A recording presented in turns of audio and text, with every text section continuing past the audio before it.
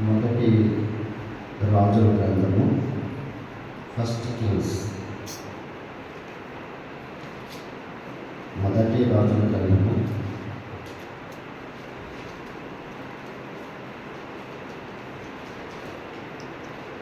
18వ అధ్యాయము.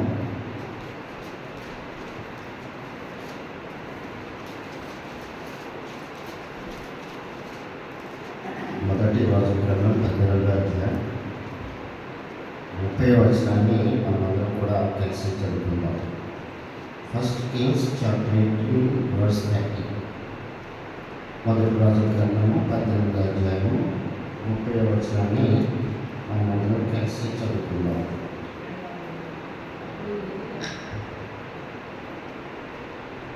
అప్పుడు ఏలియా నా దగ్గరకు వెళ్ళి జనులందరితో చెప్పగా జనులందరూ అతని దగ్గరకు వచ్చి అతడు క్రింద పడపోయిన యెహోవా బలిపీఠమును బాగు చేసి. మరోసారి చెప్తున్నాం ఇదే రోజు వాక్యాన్ని. అప్పుడు ఏలియా నా దగ్గరకు వెళ్ళి జనులందరితో చెప్పగా జనులందరూ అతని దగ్గరకు వచ్చి అతడు క్రింద పడపోయబడి ఉన్న యెహోవా బలిపీఠమును బాగు చేసి. ప్రార్థన చేసుకుందాం.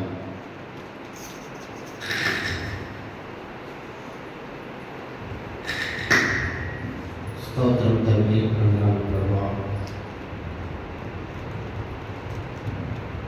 శాశ్వతమైన ప్రేమతో మీరు మమ్మల్ని ప్రేమించారు.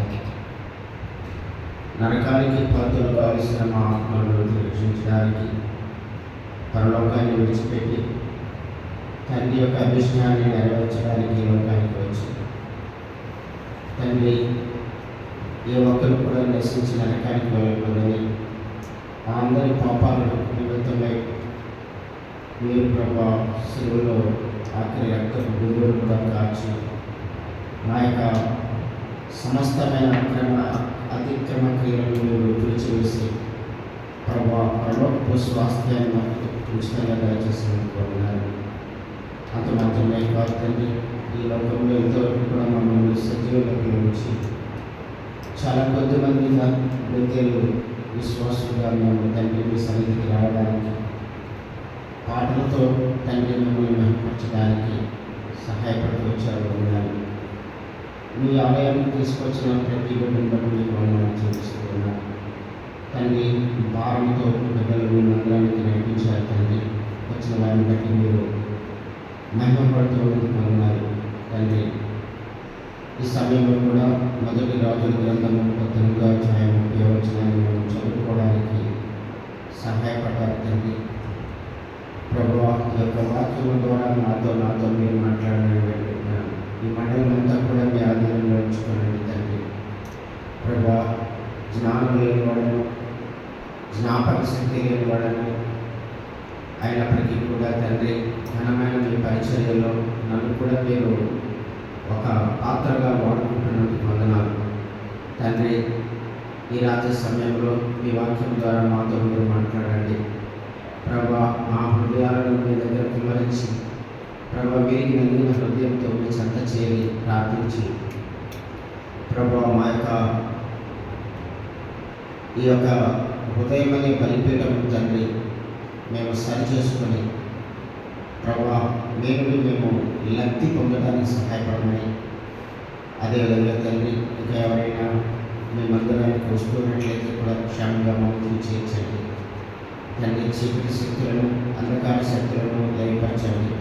ఈ మండలం అంతా మీ ఆధారంలో ఉంచుకొని మీరే మహిమపడి ప్రారంభం నుండి అంతంలోకి మీరే సహాయం చేసి నడిపించమని ఈ ప్రార్థన మా ప్రభువును ప్రియరక్షకుడైన యేసుక్రీస్తు వారి నామంలో మీకు మేముతో ప్రార్థించి వేడుకుంటున్నాం తండ్రి. ఆమేన్.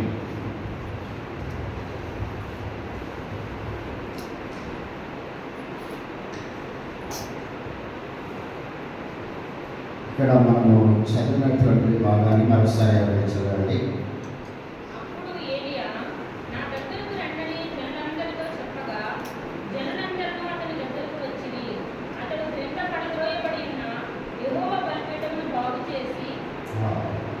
యెహోవా బలిపీఠం కాబట్టి పడిపోయింది.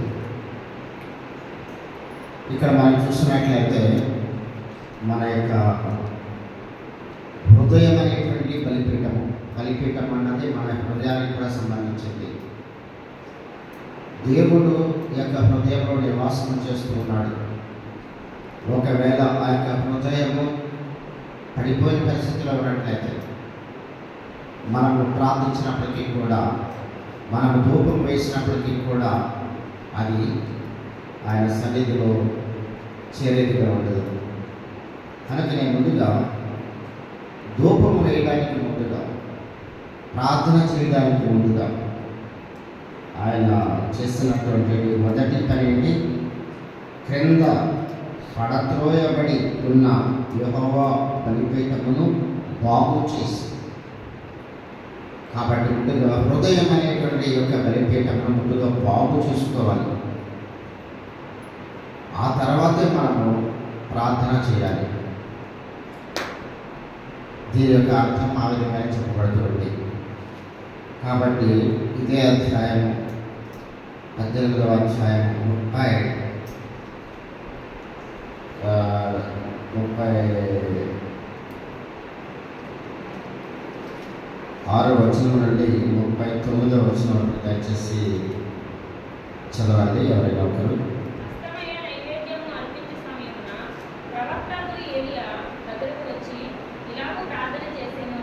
యెహోవా అబ్రహాము, ఇస్సాకు, ఇశ్రాయేలు దేవా, ఇశ్రాయేలు మధ్య నీవు దేవుడవై ఉన్నావనియు, నేను నీ సేవకుడనై ఉన్నాననియు, ఈ కార్యములన్నీ నీ సెలవు చేత చేసిననియు ఈ దినము నాకు కనపరచుము.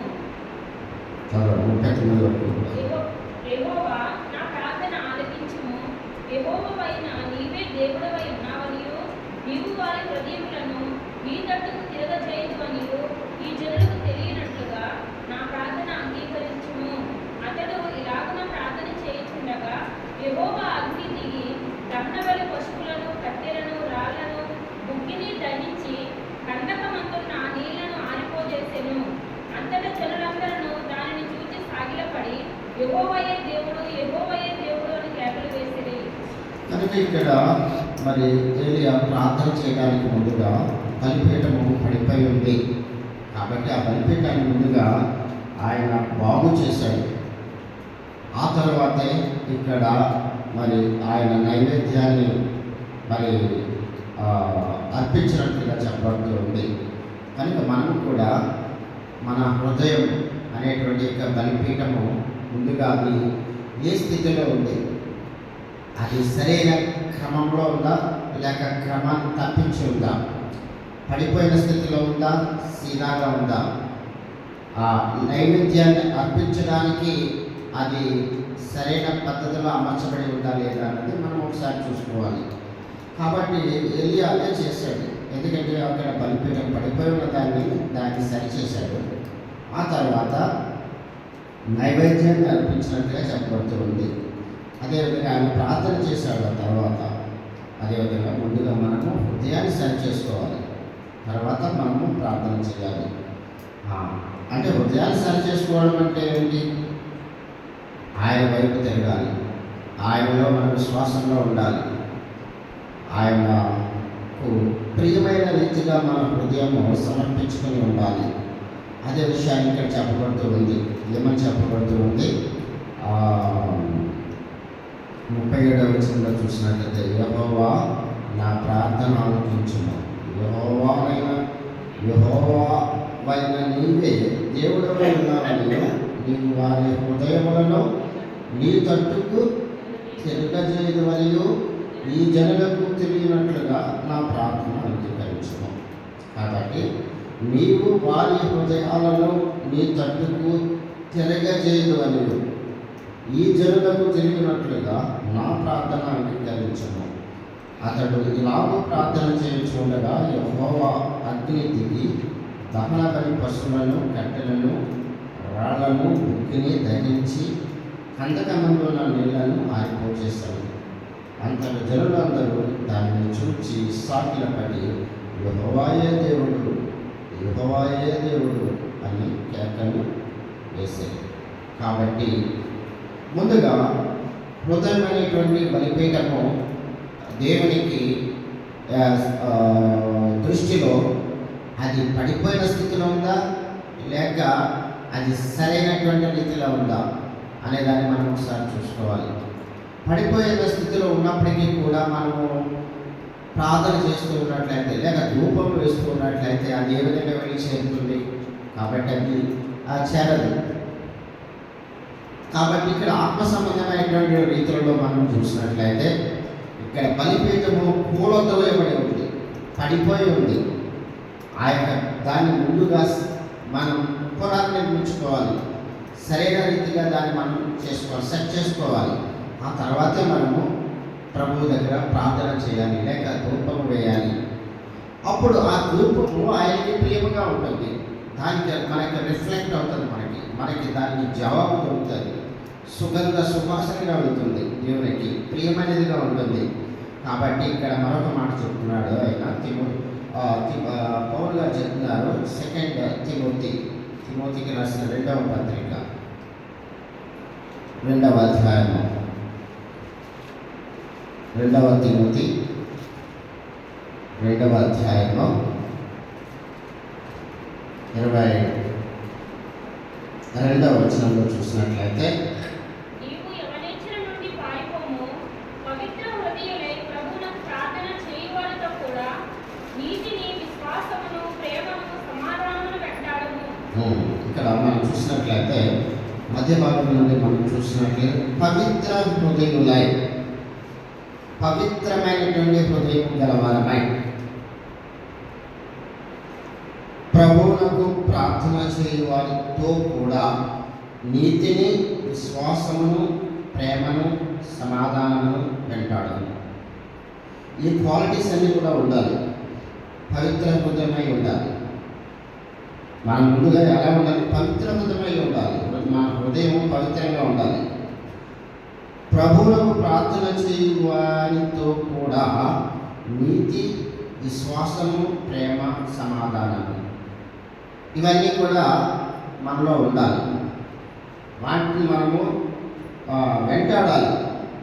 కాబట్టి అప్పుడు మనం చేసేటువంటి ప్రతి ప్రార్థన కూడా అది అంగీకారయోగ్యంగా ఉంటుంది. అదేవిధంగా మనము చేస్తున్నటువంటి ప్రార్థనలకు ఒక ధైర్యం కావాలి. అంటే మనం ఒక తండ్రిని, మన తండ్రిని, ఈ లోక సంబంధమైన తండ్రిని మనం ఒక బిడ్డ అడుగుతున్నప్పుడు అతనికి ఒక అథారిటీ ఉంది. తండ్రిని అడగడానికి అథారిటీ ఉంది. బయట వేరే ఒకళ్ళ తండ్రి దగ్గరికి వెళ్ళి అడగడానికి అథారిటీ లేదు. ఎందుకంటే తనకు జన్మనిచ్చినటువంటి తండ్రి, కాబట్టి అతనికి హక్కు ఉంది తన తండ్రి దగ్గరికి వెళ్ళి అడగడానికి, ధైర్యం ఉంది. కాబట్టి ఆయన చెప్తున్నాడు యోహాను, 1 యోహాను ఇందులో చూసినట్లయితే 1 యోహాను 3వ అధ్యాయం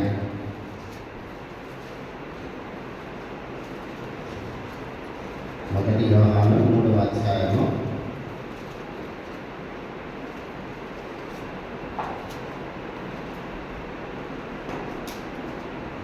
20వ వచనం నుండి చదవండి. దేవుడు మన హృదయం కంటే అధికుడు, సమస్తాన్ని కూడా ఆయన ఎరిగి ఉన్నాడు కనుక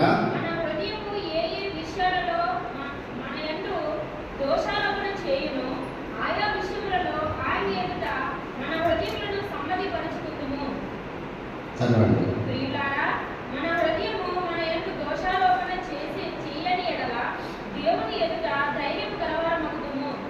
కాబట్టి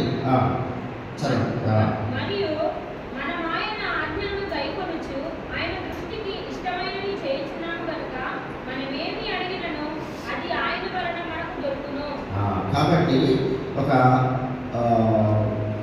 ధైర్యం గురించి చెప్తున్నాడు. అదేవిధంగా ఇక్కడ మనం చూసినట్లయితే పరిశుద్ధత గురించి తెలియజేస్తూ ఉన్నాడు. ఇవన్నీ కూడా ఏ విధంగా మనకి ఈ లోక సంబంధమైనటువంటి ఒక తండ్రి దగ్గర ఒక బిడ్డ అడుగుతున్నప్పుడు ఇవన్నీ కూడా ఉంటాయి. ఒకవేళ తప్పు చేసినట్లయితే మనం తప్పు చేసినట్లయితే మన తండ్రి దగ్గరికి వెళ్ళి ధైర్యంగా అడగలేము, మనం మాట్లాడలేము. అదేవిధంగా మనము ఆయన ఏం చెప్తున్నాడు 20వ వచనం నుండి చూస్తూ వెళ్తున్నట్లయితే దేవుడు మన హృదయము కంటే అధికుడు, సమస్తము ఎరిగినవాడు కనుక మన హృదయము ఏ ఏ విషయాలలో మన ఎదుట దోషారోపణ చేయనో ఆయా విషయాలలో ఆయన ఎదుట మన హృదయము సమ్మతిపరుచుకుంటాం. ఒకవేళ మనలో అయినా దేవునికి ఆయాసకరమైనటువంటి కార్యాలు ఉన్నట్లయితే ఆయన దగ్గర మనము సరి చేసుకోవాలి. ముందు ఆయన మన హృదయములను సమ్మతిపరుచుకుందాము. అదేవిధంగా దాన్ని ముందుగా చూసినట్లయితే ఏ ఏ విషయాలలో మన యందు దోషారోపణ చేయడం.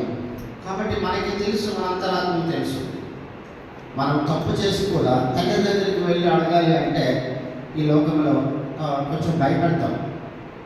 కాబట్టి ముందుగా మనం వెళ్ళి, తండ్రి నేను ఈ విధంగా ఈ మిస్టేక్ చేశాను, తప్పు చేశాను, నన్ను క్షమించు అని బాహాటంగా వెళ్ళి చెప్పినట్లయితే తండ్రి చాలా సంతోషిస్తాడు. తండ్రి నాలో ఈ బలహీనత ఏర్పడింది, నేను ఈ విధంగా తప్పిదం చేశాను, నన్ను క్షమించని తండ్రి దగ్గర వెళ్ళుకున్నట్లయితే వెంటనే ఈ లోకపు తండ్రి తన కుమారుని క్షమిస్తాడు. అదే రీతిగా దానికన్నా ఎక్కువగా ప్రేమిస్తున్నటువంటి పరమ తండ్రి మన కొరకు తన ద్వితీయ కుమారుడైన యేసుక్రీస్తు వారిని బలియాగంగా అర్పించినటువంటి దేవుడు దగ్గర మన హృదయాన్ని సమ్మతిపరచుకోవాలి.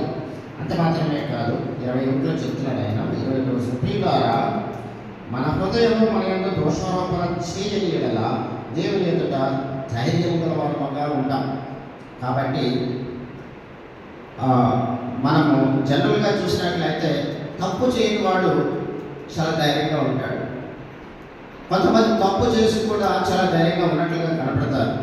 కానీ వారి యొక్క హృదయ అంతరంగం అనేది వారికి గద్దిస్తూ ఉంటుంది. వారిలో నెమ్మది అన్నది ఉండదు. భయము, ఆందోళన, అదేవిధంగా భీతి తప్పు చేసినటువంటి వారి హృదయాలలో ఉంటుంది. దానికి పర్యవసానంగా శరీర బలహీనతలు కూడా వస్తాయి. కాబట్టి ఏది ఉన్నప్పటికీ కూడా, మనలో బలహీనత ఉన్నప్పటికీ కూడా ముందుగా దేవుని దగ్గర దాన్ని సరి చేసుకోవాలి. సరి చేసుకొని మనకు ధైర్యంగా దేవుని దగ్గర అడిగినప్పుడు అదే చెప్తున్నాడు, ప్రియులారా 21వ వచనంలో చూడండి, ప్రియులారా మన హృదయము మన యందు దోషారోపణ చేయని యెడల దేవుని ఎదుట ధైర్యము గలవారుగా ఉంటాం. కాబట్టి ఒకవేళ మనము దేవుడి దగ్గర అడుగుతున్నప్పుడు దేవుడు మనకి ఇవ్వకపోయినా కూడా మనం ధైర్యంగానే ఉంటాం. మనలో తప్పుదం లేదంటే దేవుడు ఇస్తాడు. ఆయన మనకు ఒక విశ్వాసం దేవుడు ఇస్తాడు. ఆయన కృప ఆయన ఇవ్వాలంటే ఇస్తాడు. కానీ మనం ఎప్పుడు కూడా ధైర్యంగా ఉంటాం. ఇస్తే మంచిది, కానీ దేవుని చిత్తం అనేటువంటి ఒక అవగాహనలో మనం వెళ్ళిపోతాం. 22వ వచనంలో మనం చూసినప్పుడు, మరియు మనం ఆయన ఆజ్ఞలను కైకొనచ్చు, ఆయన దృష్టికి ఇష్టమైనవి చేస్తున్నాము కనుక మనం ఏమడిగినను అది ఆయన వలన మనకు దొరుకుతుంది. కాబట్టి ఈ విషయంలో మనం ఎంతవరకు కరెక్ట్గా ఉంటున్నాం. ఆయన ఆజ్ఞలను మనం కైకొంటూ ఉంటున్నట్లయితే తప్పనిసరిగా ఇష్టమైనది చేస్తున్నప్పుడు మనం ఏదైనా కూడా ఆయన మనకు చేస్తారని అంటున్నాడు. మనకు దానికి కండిషన్స్ అప్లై. కాబట్టి ఈ విధంగా కొన్ని షాపుల్లో ప్రాక్టీస్ ఉంటారు. అదే ఇక్కడ కండిషన్స్ అనమాట. ఏమని కండిషన్స్ పెడుతున్నాడు ఆయన? ఆయన ఆజ్ఞలను కైకొనచ్చు, ఆయన దృష్టికి ఇష్టమైనవి చేస్తున్నప్పుడు మనం ఏమి అడిగినా సరే అది ఆయన వలన మనకి దొరుకుతుంది.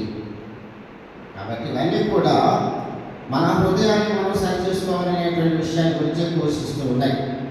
అదే రీతిగా మనం చూసినట్లయితే కీర్తనకారుడు ఏమంటున్నాడు? 66వ కీర్తనలో చూసినట్లయితే 66వ కీర్తన 18వ వచనాన్ని దయచేసి చదవండి. నా హృదయంలో నేను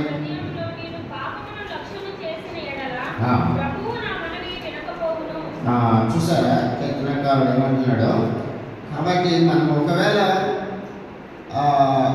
పడిపోయిన స్థితి, అక్కడ బలిపీఠము పడిపోయి ఉంది, అదేవిధంగా మన హృదయము పడిపోయి ఉంది అనుకుందాం. అంటే దేవునికి దూరంగా ఉంది, లేక దేవుడు ఎదురు చూస్తున్నటువంటి క్వాలిటీస్ మనలో లేకుండా ఉంది అనుకుందాం మన హృదయం.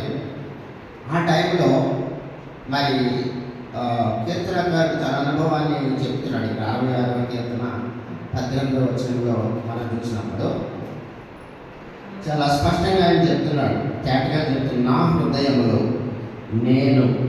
హృదయంలో నేను పాపమును లక్ష్యము చేసిన యెడల ప్రభువు నా మనవి వినకపోవడం. కాబట్టి మరి హృదయం అన్న దాని గురించి ఇక్కడ మరోసారి పరిశుద్ధాత్మ దేవుడు మనతో మాట్లాడుతున్నాడు. మన హృదయంలో మనము పాపము చేసిన యెడల, బాగా చెప్తాడు, నా హృదయంలో నేను పాపం లక్ష్యం చేసిన యెడల. ఇక్కడ మనం అనుకోవాలి, నా హృదయంలో నేను పాపం లక్ష్యం చేసిన యెడల ప్రభువు నా మనవి వినకపోవడం. కాబట్టి పరిశుద్ధతలో మనము ఉండాలి. అప్పుడే మనం దేవుడిని అడగాలి. ఏదైనప్పటికీ కూడా బిడ్డల విషయం కావచ్చు, మన విషయం కావచ్చు, మన ఆరోగ్యాలు కావచ్చు, లేకపోతే ఒక ఆత్మ యొక్క రక్షణ కొరకు ప్రయాసపడుతూ ఉండొచ్చు, ప్రార్థన చేస్తూ ఉండొచ్చు. ముందు మన యొక్క స్థితి, మన బలిపీఠం ఎలా ఉంది అది మనం చూసుకోవాలి. అదేవిధంగా చూసినట్లయితే యోబు కూడా అంటున్నాడు, నా మాటలు నా హృదయ యథార్థతను తెలుపుతూ ఉన్నాయి. యోబు తన అనుభవాన్ని చెప్తున్నాడు. అలాగే మనం చెప్పగలమా? చూడండి, యోబు గ్రంథము 33వ అధ్యాయము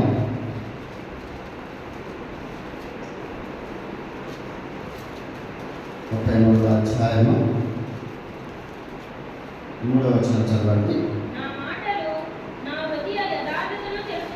నా మాటలు నా హృదయ యథార్థతను తెలుపుచున్నది. నా పెదవులు జ్ఞానమును యథార్థముగా పలుకును. యోబు చెప్పినటువంటి స్థితిలో మనం కూడా ఉన్నట్లయితే, మనము కూడా ఆ విధంగా మాట్లాడగలుగుతున్నట్లయితే తప్పనిసరిగా యోబుకి దేవుడు ఏ విధంగా అనేక శ్రమల తరువాత కూడా అతనిలో ఉన్నటువంటి యథార్థతను బట్టి, అతనిలో ఉన్నటువంటి నిజాయితీని బట్టి, హృదయంలో ఉన్నటువంటి యథార్థతను బట్టి అక్కడ మరి దేవుడు అతనికి అనేక ఆశీర్వాదాలు ఇచ్చాడు. అతని మనవిని, అతని యొక్క విశ్వాసాన్ని బలపరిచాడు దేవుడు. మనం చాలా తేడాగా తెలిసిన విషయం ఏంటంటే, యోబు జీవితంలో అతనికి వచ్చిన కష్టాలు మధ్యలో కూడా దేవుణ్ణి అతను విడవలేదు, యథార్థతను విడవలేదు, అదేవిధంగా పరిశుద్ధతను విడవలేదు, ఎప్పటికీ కూడా దేవుని దూషించలేదు. అయితే మనం కూడా ఆ విధంగా ఉండాలని పరిశుద్ధాత్మ దేవుడు దృష్టాంతరంగా విషయాన్ని మన మధ్య తీసుకొస్తూ ఉన్నాడు.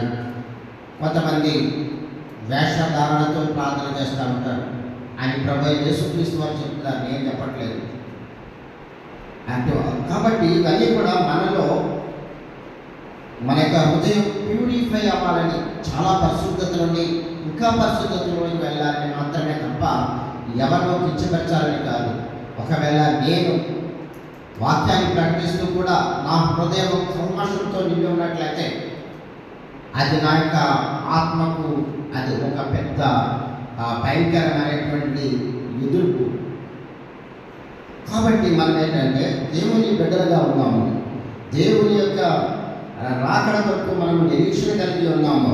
అందుకని ఏమంటున్నాడు, మనము వేషధారణతో ఉండకూడదు. మనం చేస్తున్నది ఒకవేళ కొన్ని కష్టాలు, మనం నిజాయితీగా వెళ్తున్నప్పుడు కొన్ని కష్టాలు వస్తాయి. అది తప్పనిసరిగా వస్తాయి. పని చేస్తున్న చోట కావచ్చు, లేదా వ్యాపారాలు చేస్తున్న వారి మధ్యలో కావచ్చు, సొసైటీలో జీవిస్తున్నప్పుడు కావచ్చు, కుటుంబాలలో ఉన్నప్పుడు కూడా, ఒకే కుటుంబంలో ఒకే తల్లి పుట్టినటువంటి బిడ్డల మధ్యలో కూడా ఇబ్బందులు వస్తాయి. లోకం అలా ఉంది. కాబట్టి మత్తయి సువార్తలో ఏమని చెప్తున్నారు ప్రభువైన యేసుక్రీస్తు వారు? మత్తయి సువార్త 6వ అధ్యాయము, మత్తయి సువార్త 6వ అధ్యాయము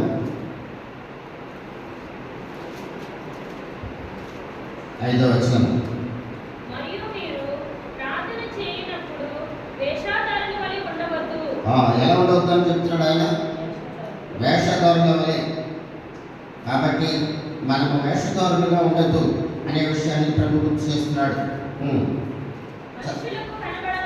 మనుషులకు కనపడవలనని సమాజ మందిరములలోను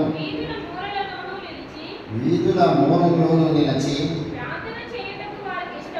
ప్రార్థన చేయుట వారికి ఇష్టము. వారు తమ ఫలము పొంది ఉన్నారని నిశ్చయముగా మీతో చెప్పుచున్నాను. వారు తమ ఫలము పొంది ఉన్నారని నిశ్చయముగా మీతో చెప్తున్నాను. కాబట్టి దేవుడికి తెలుసు మన యొక్క హృదయ అంతరంగాలు ఎలా ఉన్నాయని చెప్పి. కాబట్టి దాన్ని మనము ఫస్ట్ ఆఫ్ ఆల్ పడిపోయిన స్థితిలో ఉంటే దాన్ని లేవనెత్తి సరైన రీతిలో నిలబెట్టి మనం దాన్ని సరి చేసుకొని ఆ యొక్క హృదయమైన బలిపీఠాన్ని సరి చేసుకుని తర్వాత మనము రూపం వేయాలి. అక్కడ ఏది అదే విషయాన్ని చూసాడు అక్కడ. అదేవిధంగా మన హృదయం అనే బలిపీఠాన్ని సరి చేసుకొని దాన్ని క్రమమైన రీతిలో పెట్టుకొని మనం ప్రార్థన చేసినప్పుడు తప్పనిసరిగా దేవుడు ప్రార్థనను వింటాడు, తప్పనిసరిగా జవాబు దయచేస్తాడు. ఇదే కీర్తనకారుడు చెప్తున్నాడు. కీర్తన 78 కూడా మనం చూసినట్లయితే కీర్తన 78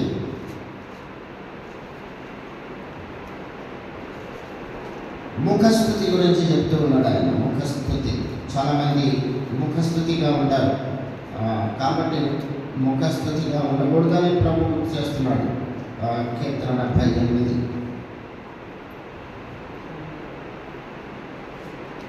కీర్తనలు 78 చదవండి. 37, 38 వచనాలు. నోటి మాటతో వారు ఆయనను ముఖస్తుతి చేసిరి, తమ నాలుకలతో ఆయన యొద్ద బొంకిరి.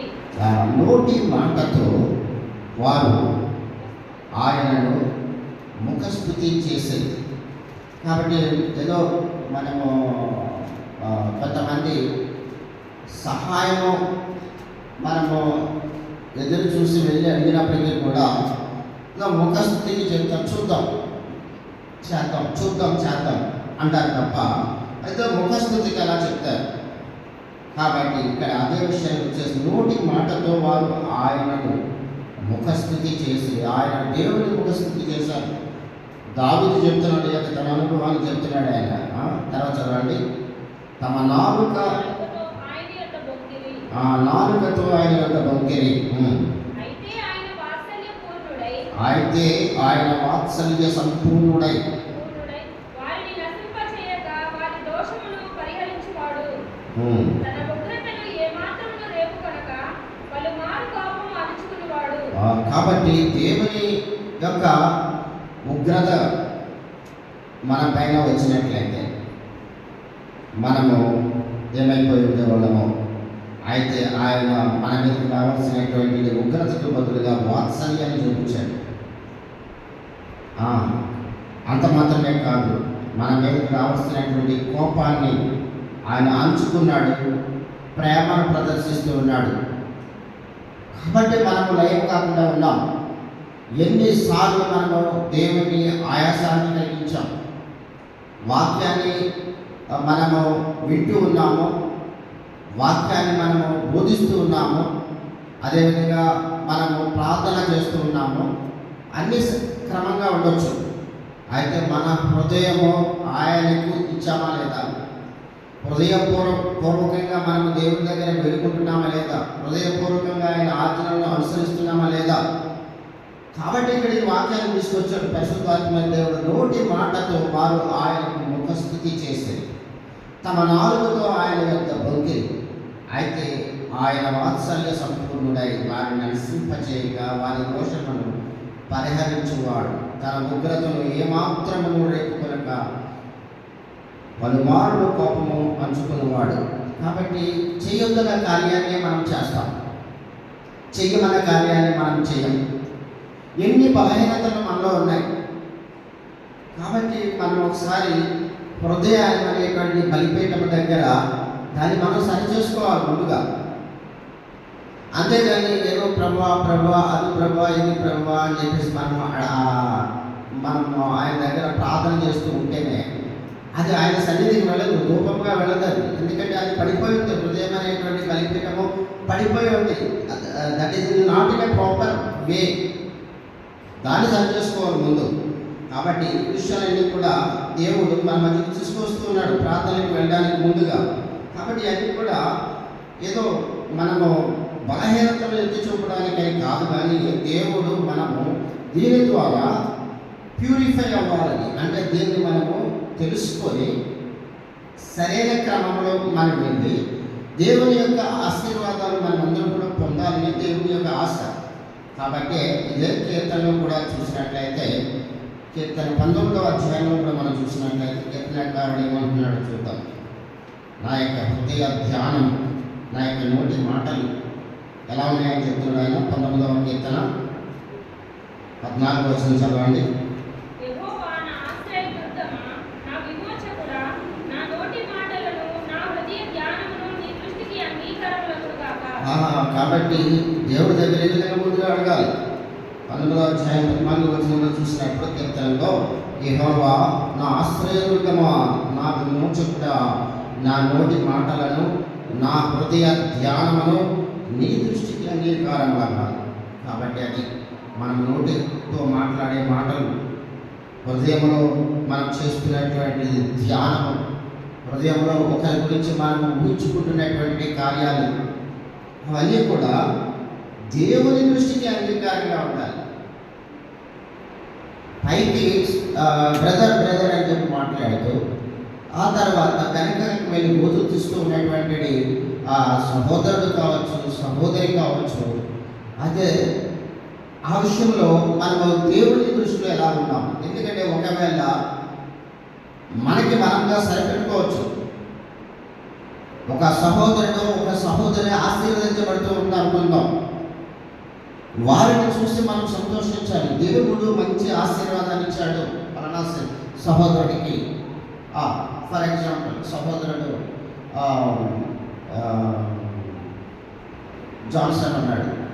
చిన్న వయసు నుంచి ఆ బిడ్డ మరి జర్మనీ లాంటి పెద్ద సేవకుడికి ఒక ట్రాన్స్లేషన్ చేయగల ఒక సామర్థ్యత ఇచ్చాడు. శ్రావణికి కూడా అదేవిధంగా సామర్థ్యత ఇచ్చాడు. అదేవిధంగా అనేక మందికి పాటలు పాడే టాలెంట్ ఇచ్చాడు. అటువంటి వారిని చూసి మనం సంతోషించాలి, ఎంకరేజ్ చేయాలి. అటువంటి వారి కోసం మనం ప్రార్థన చేయాలి. ఇంకా అనేక మందిని దేవుడు లేపాలని ప్రార్థన చేయాలి. దానికి బదులుగా మనము అటువంటి బిడ్డల పట్ల అసూయ లేక ద్వేషము ఇలాంటివి మనం పెంచుకుంటూ పైకి మాత్రం మనము బాగా చేశాడులే అలాగని చెప్పి మాట్లాడుతున్నట్లయితే అది కాబట్టి ఏమంటున్నాడు ఇక్కడ కీర్తనకారుడు, నా నోటి మాటలు, నా హృదయ ధ్యానం నీ దృష్టికి అంగీకారం పడుతుంది కాక. కాబట్టి మన ఆలోచన విధానము, మనం మాట్లాడే విధానము, ఒకవేళ మాట్లాడటం చాలా ప్రాక్టికల్గా, చాలా ప్రాక్టీస్గా మాట్లాడతారు కొంతమంది. తేనె పూసినటువంటి కత్తి వల్ల చాలా స్మూత్గా వెళ్ళిపోతుంది. కాబట్టి అయితే దేవుడికి తెలుసు, ఆయనకి ప్రభువుకు తెలుసు, ఆయన హృదయ అంతరంగాలను పరిశీలిస్తున్నటువంటి దేవుడు. కాబట్టి ఆయన చెప్తున్నాడు, బలిపీఠము, హృదయం అనే బలిపీఠము సరిగ్గా ఉందా లేదో చూసుకో. ఏలియా అదే చేశాడు. ఫస్ట్ పడిపోయినటువంటి బలిపీఠాన్ని ముందు సరిచేశాడు, తర్వాత ధూపాలు వేశాడు. ఆ తర్వాత మనం కూడా దేవుని దగ్గర ప్రార్థన చేయాలి. ఎందుకంటే ఆయన మనకు ఆశ్రయదుర్గముగా ఉన్నాడు, ఆయన మనకు విమోచకుడుగా ఉన్నాడు. అదే విషయాన్ని 14వ వచనంలో కీర్తనకారుడు చెప్తూ వచ్చాడు. ఈరోజు మనం ప్రార్థన చేయడానికి వచ్చాము. అయితే ముందుగా మన హృదయాలను ఈ యొక్క బలిపీఠం అనే హృదయం ఎలా ఉందో ఒకసారి చూసుకొని మనం ప్రార్థన చేయాలి. మూడవదిగా మనం చూసినట్లయితే సామెతలో కూడా ఒక మాట రాయబడింది. సామెతలు 4వ అధ్యాయము, సామెతలు 4వ అధ్యాయము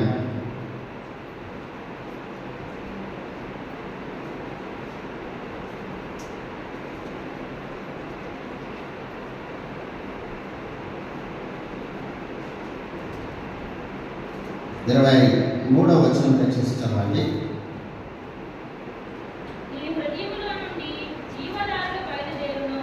నీ హృదయములో నుండి జీవదారులు బయలుదేరును. కాబట్టి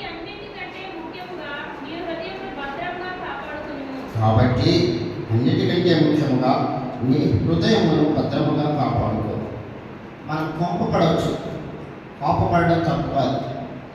అయితే ఆ కోపము సంధ్యాకాలం అయ్యే సమయానికి మన కోపము మన నుండి వెళ్ళిపోవాలి, క్షమాపణ ఉండాలి. కాబట్టి కోపము నెక్స్ట్ వెళ్తుంటే అది కక్షగా మారిపోతుంది. కాబట్టి ప్రభు చెప్తున్నాడు, మీ సాయంకాలం కల్లా మీ కోపము మీ నుండి దూరపరచబడాలి. కోపము అలాగే ఉంచినట్లయితే ద్వేషంగా మారిపోతుంది. ఆ ద్వేషము మనకు ఆత్మ సంబంధమైన జీవితానికి కల్మషంగా ఉంటుంది, చాలా బాధగా ఉంటుంది, అది హానికరంగా ఉంటుంది. కాబట్టి ఇక్కడ మరి ద గ్రేట్ సోలమన్ ద్వారా రాయబడినటువంటి మాట, నీ హృదయములో నుండి జీవధారలు బయలుదేరు. కాబట్టి అన్నిటికంటే ముఖ్యముగా నీ హృదయమును భద్రముగా కాపాడుకో అని చెప్పి రాయబడింది. కాబట్టి ఆ తర్వాత మనం ప్రార్థన చేయాలి. అదే విధంగా ఇర్మీయా గ్రంథంలో కూడా ఒక మాట చెప్పబడింది. ఇర్మీయా గ్రంథము 2వ అధ్యాయము 13వ వచనం దయచేసి తీసుకుని చదవండి. 2:13.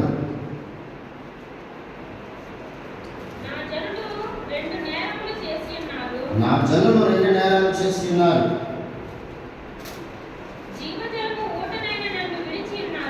జీవ జలముల ఊటనైన నన్ను విడిచి ఉన్నారు.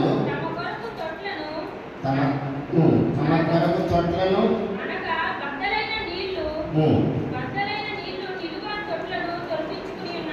నిలువని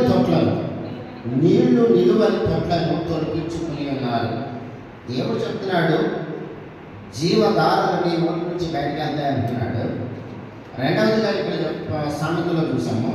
రెండవదిగా ఇక్కడ 20లో చెప్తున్నాడు, నా జనులు 2 నేరములు చేసి ఉన్నారు. 2 నేరాలు చేశారంట. ఇప్పుడు ఇది మన యొక్క పితృల గురించి చెప్పబడుతూ ఉంది.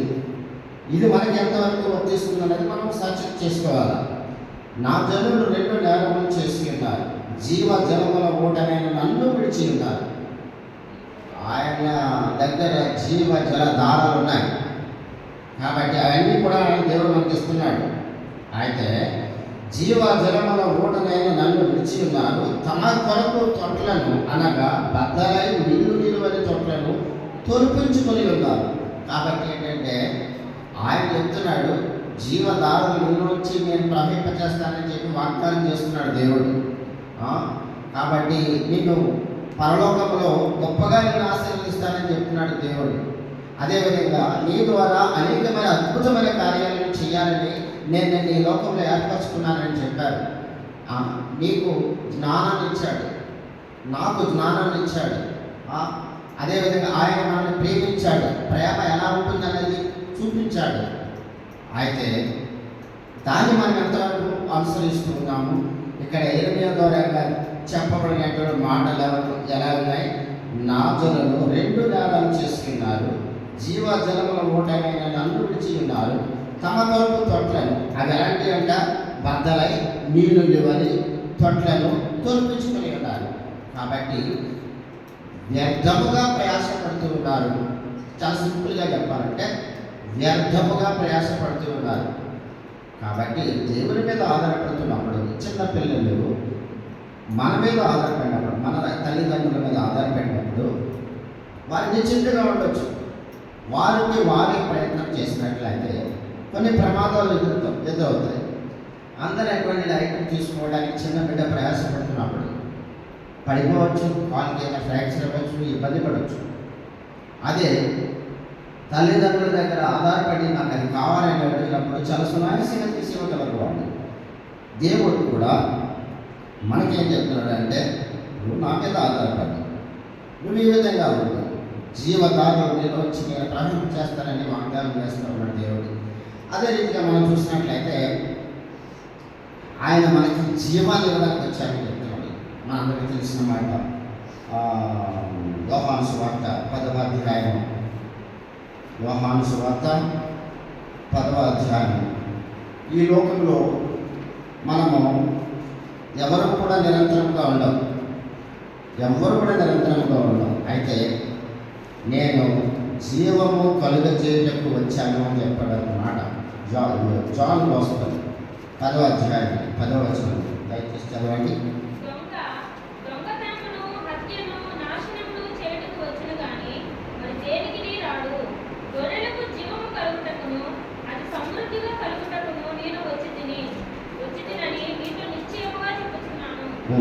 గొర్రెలకు జీవము కలుగుటకు, అది సమృద్ధిగా కలుగుటకు నేను వచ్చింది.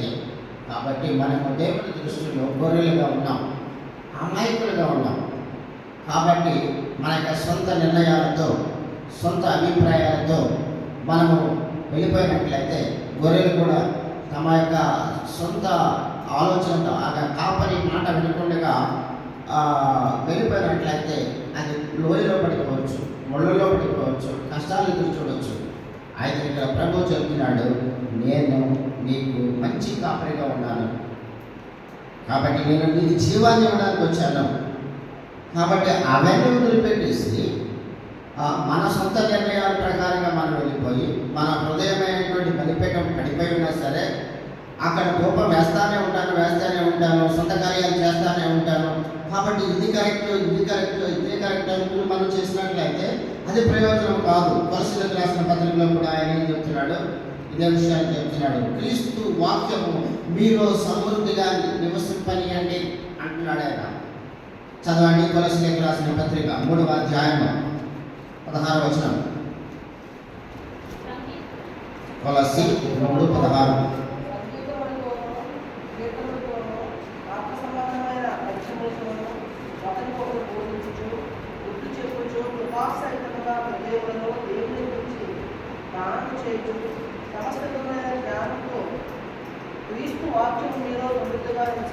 క్రీస్తు వాక్యము మీలో సమృద్ధిగా నివసింపనియండి. కాబట్టి క్రీస్తు ప్రభువు చెప్పినటువంటి మాటలు, వాక్యాలు మీరు సమృద్ధిగా, ఏదో కొద్దిగా కాదు, ఇది ఆఖరగా కాదు, సమృద్ధిగా నివసింపనియండి. అప్పుడు చూడండి ప్రభువు ఏ రీతిగా నేను ఆశీర్వదిస్తాడు. ఈలోక సంబంధమైన ఆశీర్వాదాల గురించి కాదు మనం మాట్లాడుకుంటున్నది, పరలోక సంబంధమైనటువంటి ఆశీర్వాదాల గురించి మనం మాట్లాడుకోవాలి. అదే రీతి ఎఫెసీయులకు రాసిన పత్రికల్లో చూసినట్లయితే 3వ అధ్యాయంలో కూడా మనము మన హృదయంలో విశ్వాసము ద్వారా మనము జీవించాలని చెప్పి ప్రభు మరొకసారి కూడా ఇందులో విషయాన్ని గుర్తు చేస్తున్నాడు. ఎఫెసీయులకు రాసిన పత్రిక 3వ అధ్యాయము 15వ వచనం దయచేసి చదవండి. 3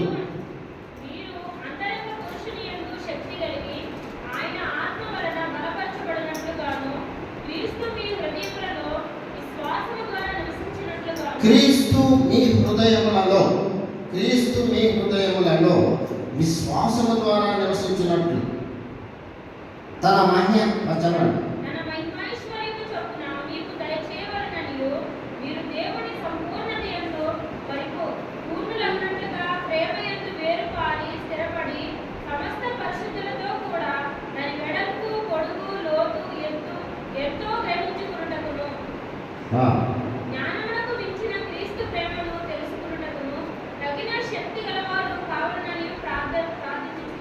కాబట్టి పౌలు గారు ఎఫెసీయులకు ఈ యొక్క సంఘానికి లెటర్లు రాస్తూ మరి ఈ విషయాలను తెలియజేస్తూ వస్తున్నాడు. ఏమని చెప్తున్నాడు ఆయన? అనేక విషయాలు చెప్తున్నాడు ఆయన.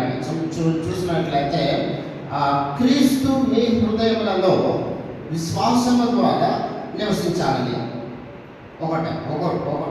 మొదటి పాయింట్. అదేవిధంగా దేవుని సంపూర్ణతయందు పూర్ణులవునట్లుగా ప్రేమయందు వేరుపారి స్థిరపడి సమస్త పరిశుద్ధులతో కూడా దాని వెడల్పు, పొడుగు, లోతు ఎంతో గ్రహించుకున్నటకును జ్ఞానానికి మించిన క్రీస్తు ప్రేమను తెలుసుకున్నటకు తగిన శక్తి గలవారు కావాలని ప్రార్థన చేస్తూ ఉన్నారు అని చెప్తున్నాడు. ఇలాంటి విషయాల్లో ఒకవేళ ఎవరైనా బలహీనంగా ఉన్నారు, మనమే బలహీనంగా ఉన్నాం అనుకుంటాం, మన గురించి మనం దేవుడి దగ్గర వేడుకోవాలి. లేకపోతే మన పిల్లలు బలహీనంగా ఉన్నారనుకుందాం, వారి కొరకు ఇక్కడ పౌలు గారు ప్రార్థించిన రీతిగా మనం ప్రార్థించాలి అని ప్రభు ఎదురు చూస్తున్నాడు. అదే రీతిగా హెబ్రీయులకు రాసిన పత్రికలో కూడా చాటుగా మనం చెప్పబడుతున్నటువంటి మాట 11వ అధ్యాయము హెబ్రీయులకు రాసిన పత్రిక 11వ అధ్యాయము 6వ వచనం తీసుకుని చదవండి. ఆ విశ్వాసము లేకుండా దేవునికి ఇష్టడై ఉండుట అసాధ్యం.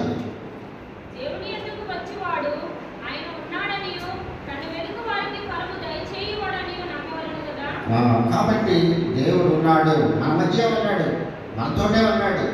ఎక్కడైతే ఇద్దరు ముగ్గురు కలిసి ప్రార్థిస్తారో వారి మధ్యలోనే ఉన్నాడు అనే విషయం మనకు తెలుసు.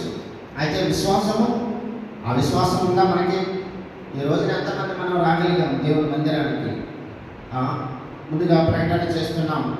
అయినప్పటికీ కూడా ఎన్నో ఎన్నో అవసరాలు మనం దేవుడి దగ్గర నుంచి పొందవలసి ఉంది. అయినప్పటికీ కూడా ప్రార్థనకు ఎంత మనము ప్రాధాన్యత ఇస్తున్నాము అని వచ్చిన వారి గురించి కాదు నేను చెప్తాను, రాలేని వారి గురించి కూడా చెప్తాను నేను.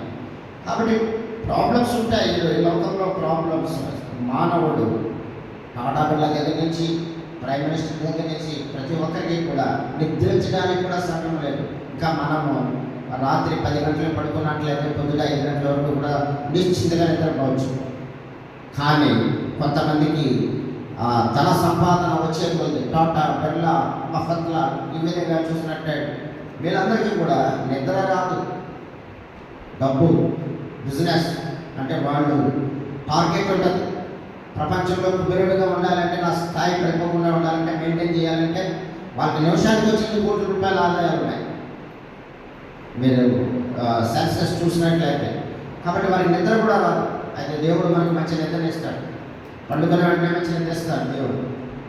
కాబట్టి ఇక్కడ చెప్పబడిన మాట ఏంటి?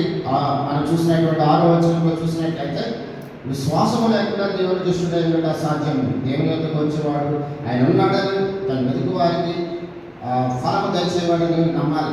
నమ్మకము కావాలి ముందు. ఆ విషయాన్ని గుర్తు చేస్తూ ఉన్నాడు ప్రభు ఇక్కడ. అదే రీతిలో మనం చూసినట్లయితే ఇర్మీయా గ్రంథము 17వ అధ్యాయంలో కూడా ఒక మాట ఉంది, చూద్దాం. ఇర్మీయా గ్రంథము 17వ అధ్యాయము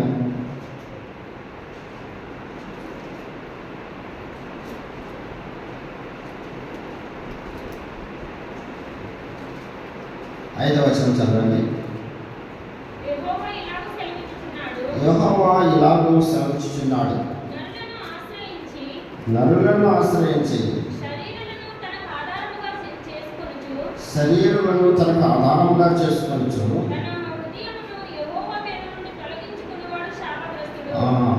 ఏమని చెప్పాడు? శాపగ్రస్తులు అని చెప్తున్నాడు. ఎవరు శాపగ్రస్తులు అంటే యెహోవా దేవుని దగ్గర నుంచి హృదయాన్ని తొలగించుకున్నవాడు శాపగ్రస్తుడు అవుతాడని చెప్తున్నాడు. కాబట్టి మన యొక్క హృదయము ఎప్పుడు కూడా ఆయన మీదే కేంద్రీకరించి ఉంచాలి. అదే రీతిగా మనం చూసినట్లయితే ఇదే అధ్యాయం 7వ వచనం కూడా చదవండి. యెహోవాను నమ్ముకున్నవాడు ధన్యుడు. యెహోవాను నమ్ముకుంటే ఆశ్రయం. యెహోవాను వదిలిపెట్టినట్లయితే మనకి శాపం. స్మాల్ లాజిక్ అన్నమాట. ఆయన నమ్ముకుంటే ధన్యత, ఆయన నమ్ముకోకపోతే శాపం. కాబట్టి మనము ప్రభువుకి చాలా ప్రియమైన రీతిగా మనం జీవించాలి. అదేవిధంగా ప్రతిష్ఠించుకోవాలని చెప్తున్నాడు. క్రీస్తు ప్రభువులకు మనం ప్రతిష్ఠించుకోవాలి అని ప్రభు ఎదురు చూస్తున్నాడు. ఈ విషయాన్ని మనం చూసుకుందాం. మనం ప్రార్థనకు ప్రవేశిద్దాం. 1 పేతురు 3వ అధ్యాయము 1 Peter chapter 3 1 Peter chapter 3 15వ వచనం చదవండి. 3:15.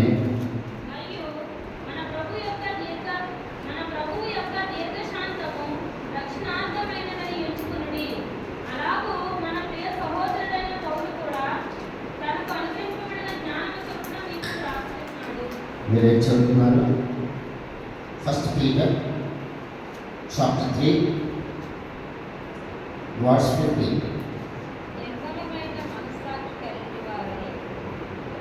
నిర్మలమైన మనస్సాక్షి కలిగిన వారై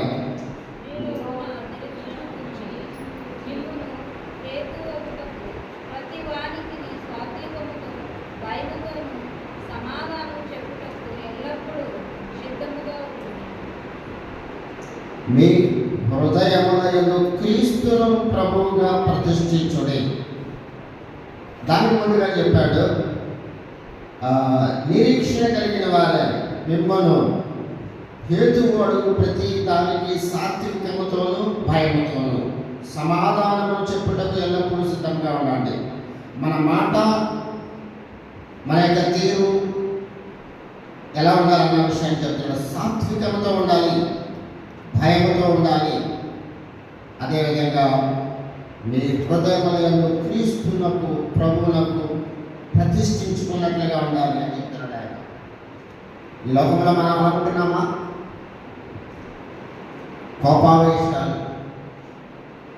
ద్వేషాలు, అసూయలు, మత్సరములు, ఈర్ష్య, ఈ రీతిగా దేవుని బిడ్డలు జీవించినట్లయితే పడిపోయినటువంటి స్థితి, ఆ యొక్క బలిపీఠము పడిపోయినటువంటి స్థితికి గుర్తు చేస్తుంది.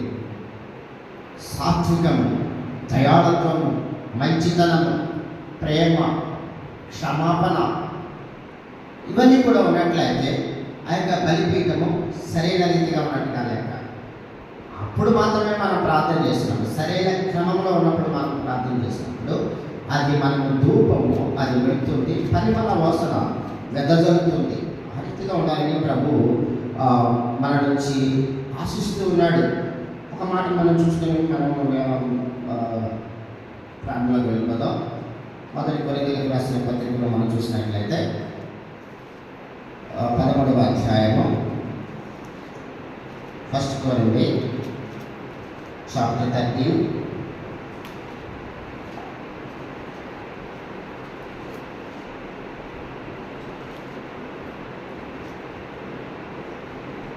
నాలుగో వచనం నుండి చదవండి దయచేసి. ప్రేమ దీర్ఘకాలము సహించును, దయ చూపించును. ప్రేమ మత్సరపడదు, ప్రేమ డంబముగా ప్రవర్తింపదు, అది ఉప్పొంగదు, అమర్యాదగా నడవదు, స్వప్రయోజనమును విచారించుకొనదు, త్వరగా కోపపడదు, అపకారమును మనసులో ఉంచుకొనదు. దుర్నీతి విషయమై సంతోషపడక సత్యమునందు సంతోషించును. అన్నిటికీ తాలుగురును, అన్నిటినీ నమ్మును, అన్నిటినీ నిరీక్షించును, అన్నిటినీ ఓర్చును. ప్రేమ శాశ్వత కాలమందును, ప్రవచనములైనను నిరర్ధకములగును, భాషలైనను నిలిచిపోవును, జ్ఞానమైనను నిరర్ధకమగును. కాబట్టి ఇక్కడ అనేక విషయాలు పౌలు గారు గుర్తు చేస్తూ వస్తున్నారు. ఏమంటున్నారు? 4వ వచనంలో చూస్తూ వెళ్తున్నట్లయితే దాని ముందుగా 3వ వచనం ఆఖరి భాగంలో మనం చూసినట్లయితే ప్రేమ లేని వాడనైతే నాకు ప్రయోజనమేమీ లేదు. తోటి సహోదరుల పట్ల, సహోదరుల పట్ల మనము ప్రేమతో నడుచుకోకపోయినట్లయితే, నేను నడుచుకోకపోయినట్లయితే అది నాకు ఏ విధమైనటువంటి ప్రయోజనం లేదు. నేను ఒకవేళ సేవ చేస్తున్నా, లేక దేవుని మందిరంలో ఏ పని చేస్తున్నా, లేకపోతే ప్రార్థన చేస్తున్నా, లేక దేవుని మందిరానికి డబ్బులు ఇస్తున్నా, ఏం చేస్తున్నా సరే ప్రేమ లేకపోయినట్లయితే ఏమంటున్నాడు ఆయన? ప్రయోజనమే లేదు. ప్రేమ అన్నది ఎలాంటిది? దీర్ఘకాలం కూడా సహిస్తుంది. మన పిల్లవాడు తప్పు చేశాడు, అలాగని చెప్పేసి వాడిని మనము గద్దిస్తాం తప్ప వాడిని మనము చంపివేయం. వాడు నరహత్య చేసినా సరే దాన్ని మనము కప్పిపుచ్చడానికి ప్రయత్నం చేస్తాం. అదే ప్రేమ. వాడికి కారణం వల్ల ఆ పని చేయగలిగాడు, మనమే డిఫెన్స్ లాయర్ అయిపోతాం. వాడు రెచ్చగొట్టాడు కాబట్టి వాడు ఏమి చంపేశాడు. వాడికి ముందు నుంచి వాడికి కోపం ఎక్కువ. కత్తి చేతిలో ఉంది కాబట్టి కోపంతో విసిరాడు, వాడికి గుచ్చుకుంటే చచ్చిపోయాడు. ఈ విధంగా మనకి లాయర్ అవసరం, మనమే మాట్లాడేస్తాం. అదేవిధంగా ఉదాహరణగా చెప్పబడింది, ప్రేమ దీర్ఘకాలము సహించును, దయ చూపించును.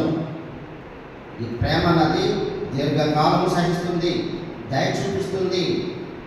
ప్రేమ మత్సరపడదు, ప్రేమ డంబముగా ప్రవర్తించదు, అది ఉప్పొంగదు, అమర్యాదగా నడవదు, స్వప్రయోజనాన్ని విచారించుకునదు, త్వరగా కోపపడదు, అపకారము మనసులో ఉంచుకొనదు, దుర్నీతి విషయమై సంతోషపడక సత్యమందు సంతోషించను, అన్నిటికీ పాల్గొనను, అన్నిటినీ నమ్మను, అన్నిటినీ పరీక్షించను, నిరీక్షించను, అన్నిటినీ ఓర్చుకున్నాను.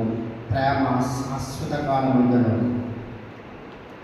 కాబట్టి ఇవన్నీ గుణాలు మనములో ఉన్నట్లయితే ఆ యొక్క బలిపీఠము సరైన రీతిగా ఉందని అర్థం.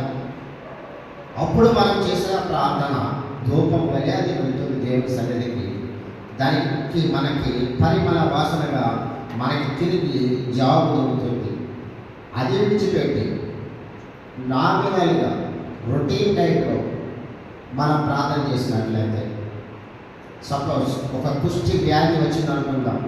ఆ కుష్టి వ్యాధి మనం కనిపించకుండా దానికి ఒక ఆయింట్మెంట్ రాసేసి దాని మీద వైట్ ప్లాస్టర్ అంటించేసి ఫుల్ హ్యాండ్ శానిటైజ్ వేసేసుకుని మనం పైన స్మెల్ రాకుండా స్ప్రే కొట్టేసుకుని వచ్చేసినంత మాత్రాన అది ఆ గాయము సరికాదు. దానికి ఉన్నటువంటి మొత్తము ఆ చీమి, అదేవిధంగా యొక్క కుళ్ళిపోతున్నట్టు ఫ్లెష్ అంతా తీసి పడేసి బాగా అది ప్రాపర్ ట్రీట్మెంట్ దానికి మనం ఇవ్వగలిగినట్లయితే కొద్ది సమయం తీసుకున్నప్పటికీ కూడా అది పూర్తిగా ఏమవుతుంది. అదేవిధంగా మన హృదయం కూడా అదే విధంగా ఉంటుంది. కాబట్టి బలిపీఠం అనే హృదయాన్ని సరి చేసుకుందాం. ఇక్కడ అదే చెప్పాడు ఆయన. ఏం చేశాడని మొదటి రోజు గ్రంథంలో ఒకసారి చూసుకుందాం. ప్రార్థన వెళ్ళడానికి ముందుగా మరొకసారి చూసి ఏలియా చేసినటువంటి పని 18వ అధ్యాయం 30వ వచనం చదవండి. మొదటి రాజుల గ్రంథం 18వ అధ్యాయం 30వ వచనం. అప్పుడు ఏలీయా, నా దగ్గరకు రండని జనులందరితో చెప్పగా జనులందరూ అతని దగ్గరకు వచ్చిరి. అతడు క్రింద పడద్రోయబడి ఉన్న యెహోవా బలిపీఠమును బాగు చేసి క్రింద పడిపోయి ఉన్నటువంటి బలిపీఠాన్ని ముందుగా బాగు చేశాడు. తర్వాత 39వ వచనంలో అంతటి జనులందరూ దానిని చూచి సాగిలపడి యెహోవాయే దేవుడు, యెహోవాయే దేవుడని కేకలు వేసిరి.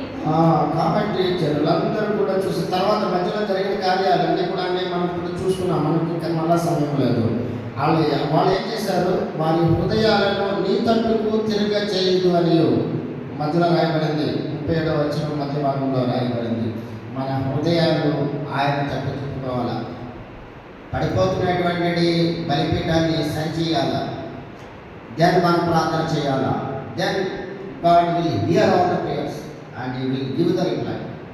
ఆ రీతిగా మనము దేవుని సమర్పించుకొని సరి చేసుకొని ముందుగా మన యొక్క హృదయం అనే బలిపీఠం సరి చేసుకొని తర్వాత మనము ఉన్నటువంటి భారాన్ని దేవుని దగ్గర పంచుకుంటూ ప్రార్థన గడుపుతాం. దేవుడు వచనాన్ని ఆశీర్వదించుగాక. ప్రార్థన చేయండి. ముఖ్యంగా వాక్య